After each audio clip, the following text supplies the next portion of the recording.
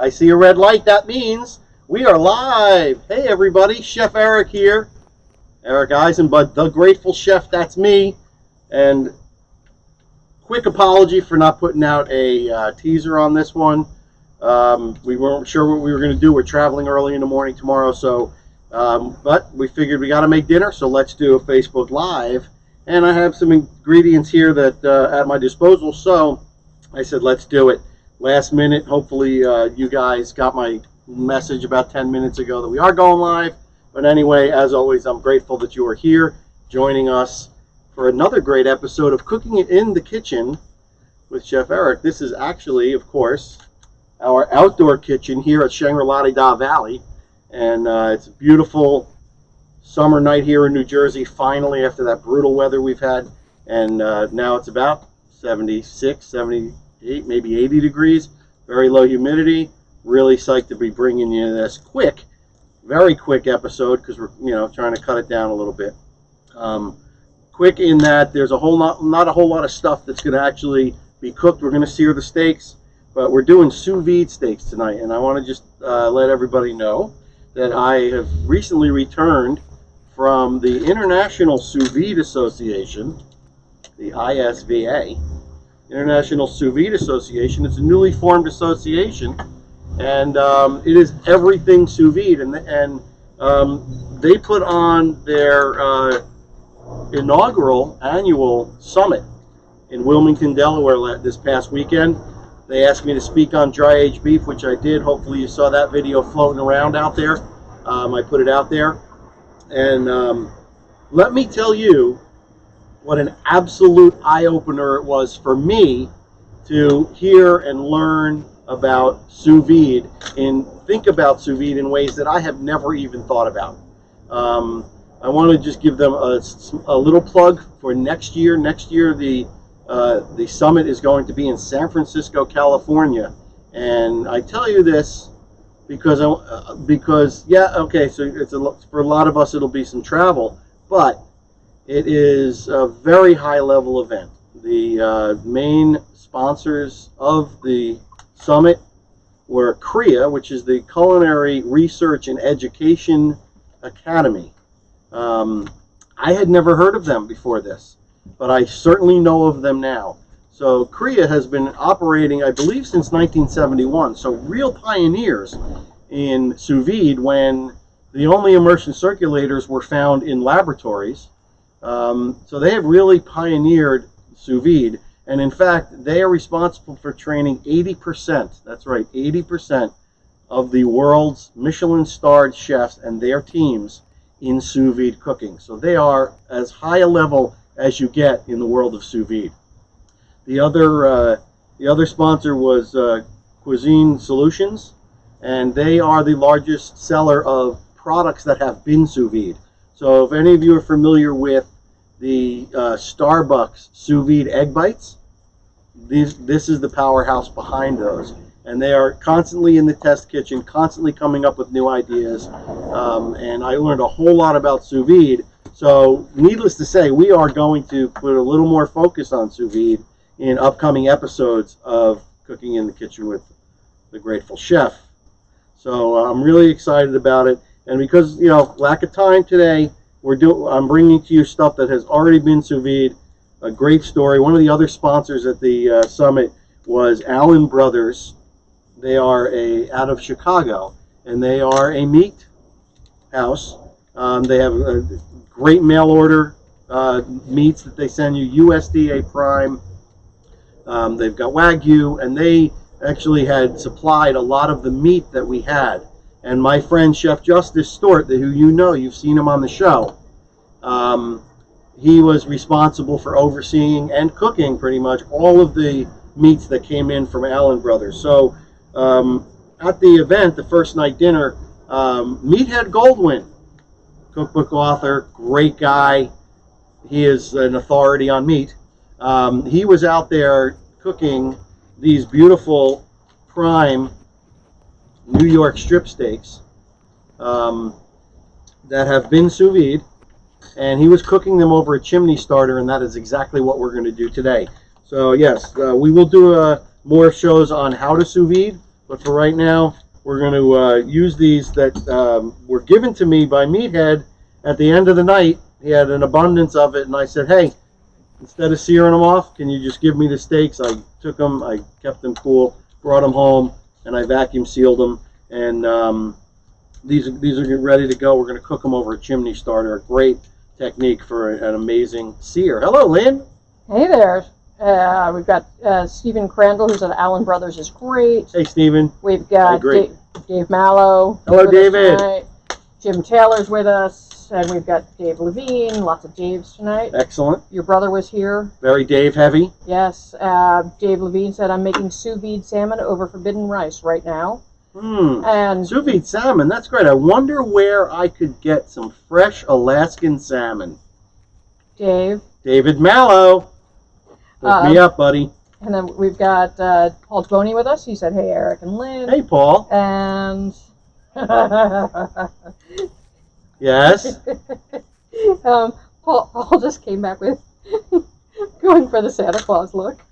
That's Mr. Santa Claus to you, buddy. Chef Santa Claus. Listen, I'm in the awkward stage of growing out a beard. It's a long story. My daughter wants me to join a motorcycle club. I'm working on the beard first and then the motorcycle. It's just what I do. A little bass backwards, but what are you going to do? Anyway, I want to get started. So if Lynn, you would follow me over to the chimney starter. Go that way. Yeah, we're going this way. So here we go. This is how I do my chimney starter when I'm cooking over charcoal. I actually put it on the gas burner of my propane stove, and this is pretty much the only thing I use this burner for. My grill actually lately, because I've been doing charcoal, and I let it ride, and it's a really efficient way to heat up the charcoal. So I put this on about 15 minutes ago, and it's ready to go. So typically, I would come back over here, and I would dump my charcoal in a very dramatic fashion with sparks and flames and everything into my barbecue. I'm not doing that. We're sitting it right on top. And I have on top of here a small little grill, and that's what we're cooking our steaks on. It's a great technique. Wait till you see how quickly this goes. So again, these steaks have been sous vide already. I don't know. I wasn't part of the sous vide action of it, so I don't know time or temperature or anything. These are relatively thin steaks. We were feeding. They were feeding a lot of people. And so they went with a thinner steak. So I'm just cutting open the bag, and I'm going to pull them out. They were really just steak sampling more than feeding. Yeah, this is true. There was one of many food stations at the International Sous Vide Association Summit. And I'm going to just open the bags. Typically there would be what's called the purge in here, a liquid. Typically, also, if you're going to sous vide something and not serve it right away, you want to cool it down. So there's a step cooling method where you let it sit on the counter for 5 minutes, run some cold water over it for 5 minutes or so, and then put the bag right into an ice bath, and it chills it down really quickly and efficiently. You want to get that core temperature into a food-safe area. So that would be between, food-safe temperature, anything between 40 and 140. So if it's cold, it's got to be below 40. If it's meant to be warm, it's got to be held at 140 or above. I'm taking a paper towel and I am just patting out the extra liquid, patting it off here, because where there is moisture, there is no sear. So we want to make sure that we pat these dry. Did you already say that they are cooked all the way through? Yep, these are completely cooked all the way through, sous vide to a medium rare. So we want this sear to be very quick, so not to overcook the meat. And then we have Jim Taylor. He called you Jerry Santa Claus. Hey, Jim. Hey now, brother. We also have Sabrina. She said, hey, guys. Hey, Sabrina. And then I see Scott Brodhagen and Jay Tepper peeking in. Excellent. Fantastic. All right, so I am seasoning with salt.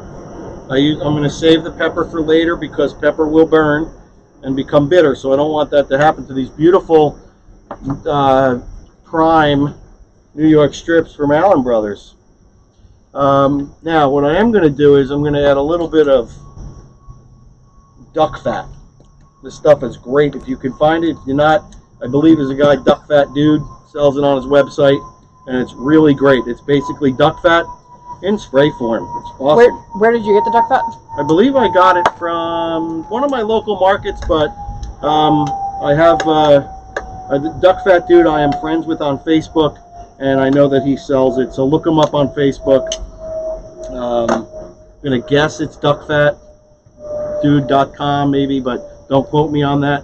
All right, so I'm just simply putting a nice light coat of the oil, and we are going to put this. This thing is ripping hot. I don't know if you can see the flames on. I'm going to do 2 at a time.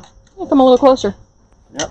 And Kevin says hi, and hello, Kevin. Mary McRae says beautiful night for the backyard. Excellent. So, I mean, look at this already. You can see the inferno happening, because that is probably 1,000 degrees.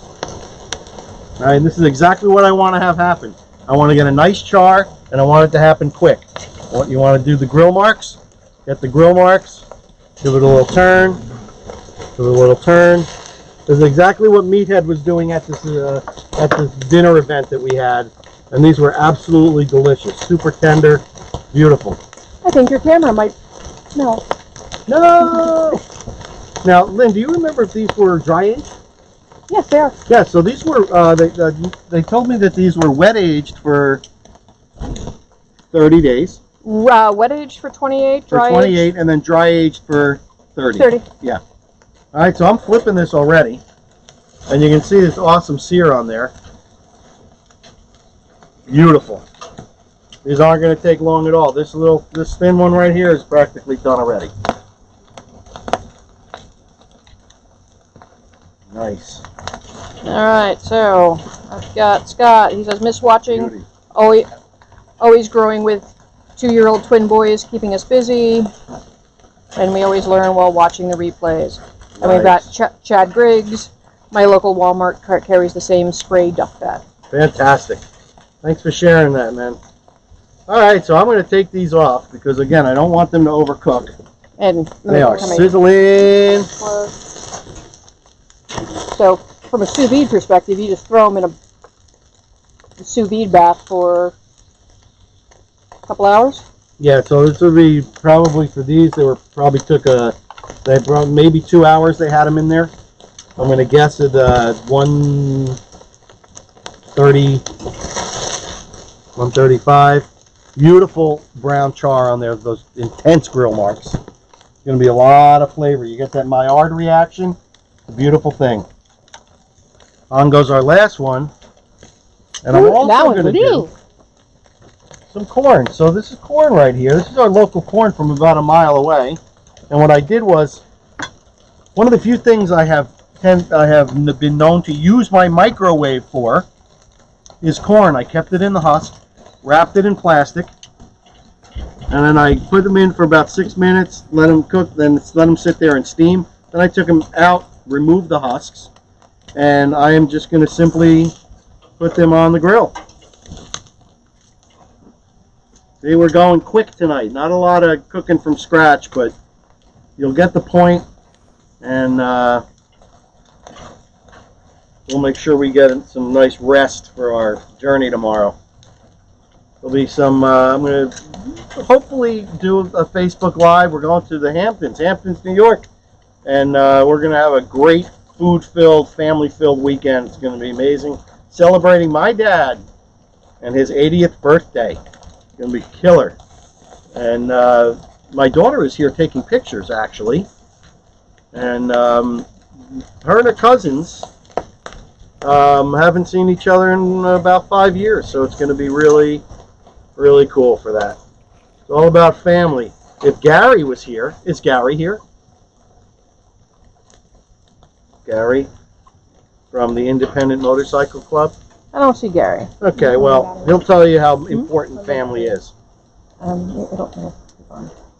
Awesome. But he does have another battery, though. Where's your other battery? The camera? It's on the charger that's plugged to the wall. All right, steaks are done. Pulling them off. Gonna let them rest. Now the corn, I am gonna do one special for me because I'm special. Not that Lynn is not. or that Ray is not, I'm going to do something. I saw it. I'm just going to experiment with it. I'm putting a little bit of sesame oil. Now you got to be careful with sesame oil because it's a strong flavor and you don't want it to overtake. And I'm going to brush it with some Korean, I call it Korean ketchup. This is gochujang. So this is a kind of a take on a Mexican street corn, but it's Korean. So I'm going to brush on the really strong, spicy, sweet gochujang. I think I need a little bit more. And then I'm going to finish it with sesame seeds. I'm not going to put the sesame seeds on now because they'll burn? They will burn. Ah. And Scott Broadhagen was saying that he's going to do chimney sear on his steaks this weekend. Okay. Now these other ones I'm simply just going to put on, and boy is that hot. I can hear it's like popcorn already. So this I'm going to tend to a little bit more closely. And again, these are fully cooked. I just want to kind of char them up a little bit. And you can see that is happening. Look at that. Now this gochujang does have some sugar in it, so again, I don't want it to burn. So I'm being quite careful here. This corn this year, I don't know if it's because of the rain or what, but it has been absolutely amazing. So sweet, tender. This corn has been as good as I remember corn ever being. And, sorry, did you say you microwaved this first? I did. I wrapped it in some saran and I microwaved it. It's a great way to quickly steam corn and not have to boil a big pot of water. Did you put butter in there as well? I did not. All right. And now you're just crisping it up? Now I'm just getting a little char because, you know, again, the Maillard reaction. It's the caramelization of the sugars, and that is exactly what I'm looking to do. Here it's like popcorn. All right. So I'm going to take mine off. I'm going to take my sesame seeds.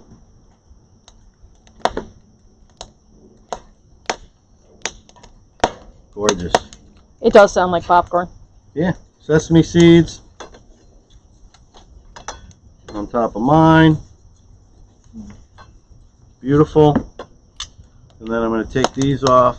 So do you get a lot of charcoal taste? So Sean Margolit's asking, so with chimney sear. You don't because you want your charcoal, if you can see inside here, I don't know if you can, if the camera will pick it up, but you want all your charcoal to have that the white ashes around it. That way it's completely burned off any of the manufacturing, whatever, the dust or whatever, and it's that's exactly what you want. So you're not going to get the flavor of unburnt charcoal. That's enough with the camera. I don't want it to melt. Good idea. All right. So I'm keeping mine separate here because it's got all that spicy stuff on it. Camera's hot. Yeah, I'm sure it is. The last thing that I did, because I had a little bit of time this afternoon, or before we went live, is I made some just real quick baked potatoes. All right. And what we're going to do is, can you get me the, oh, it's down here, never mind. I got it. All right, Paul suggested trying corn in an electric pressure cooker. Oh. He said it's awesome and it'll keep warm till you're ready. That's awesome. Yeah. All right, so these potatoes. Ooh. We have potatoes. We have potatoes. Do that thing they do at every chain steakhouse and just crack it open. We're going to take a little bit of butter.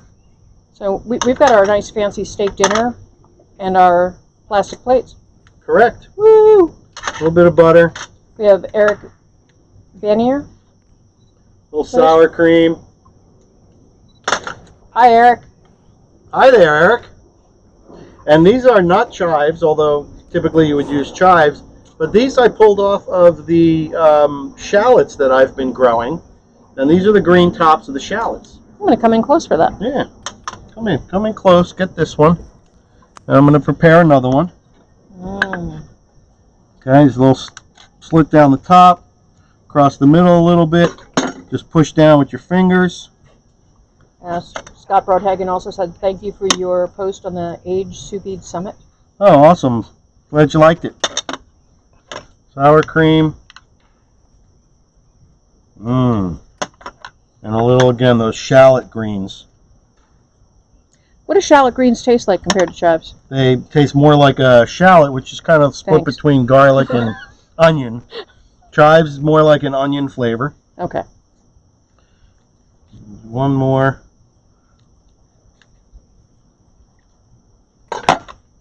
Push. Cut. And we're going to go in and slice this steak. Butter.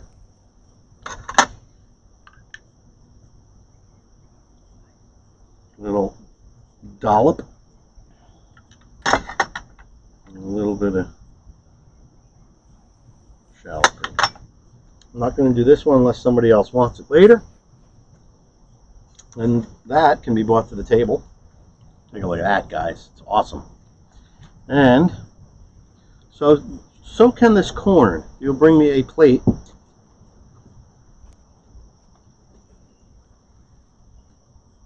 Fantastic. Now, let's see.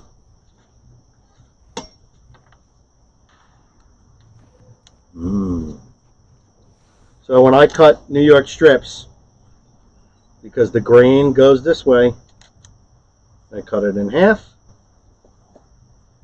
and then I cut it down here. So yeah, it looks like they lost some of the red, and I don't know if that is from the travel, from being held in a cooler, or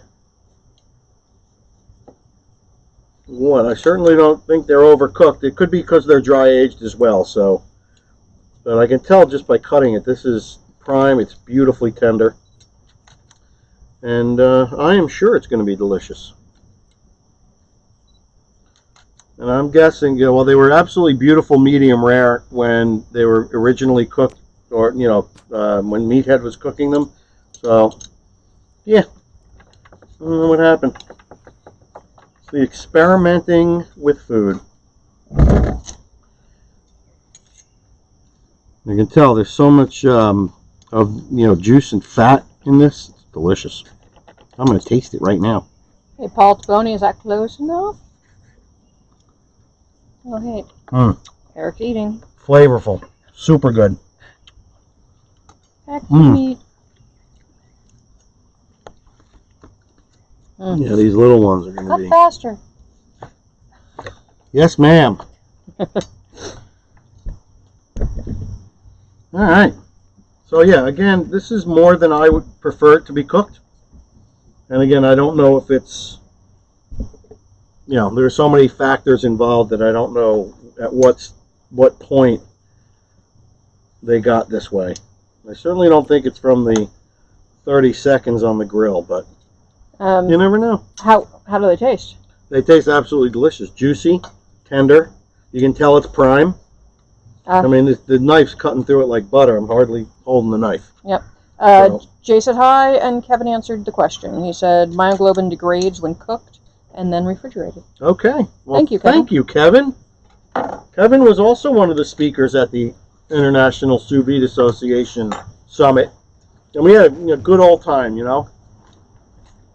It's always good to meet people. We have met before, but to hang out with people, that enjoy cooking as much as you do.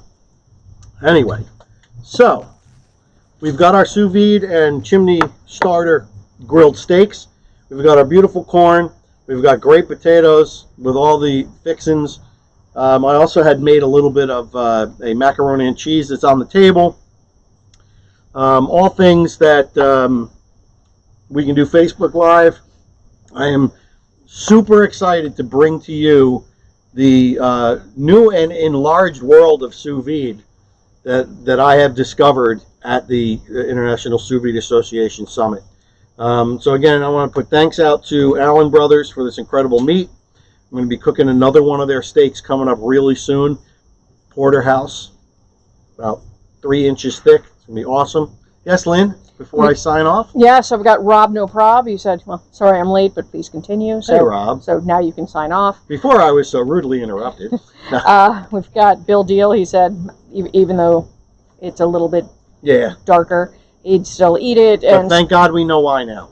Yes. Myoglobin degrades after you cook it and after it gets chilled down. Especially, I'm thinking if you chill it down and then maybe sear it right away, or you know, in an hour, it wouldn't be like this. But this has been chilled down for a day or two. So probably yeah. still medium rare, but just less pink. And we've got Scott Brodhagen. He said he's drooling over there, and Nice. summer dinner is served. Summer dinner is indeed served. So once again, I want to express my incredible and unending gratitude for you guys who join us every week. Share it with your friends. Let them know who and what the Grateful Chef is all about. And I bid you good eating. Be well, eat well, be kind. And we will see you on the next episode of Cooking in the Grateful Chef Kitchen with me, Eric Eisenbud. That is me. And we're going to come to you live from the Hamptons, New York. And don't know exactly when, and I don't know exactly what, but I'm sure it'll be delicious and tasty and yummy and make you drool even more. So, love you guys. See you next time. Peace.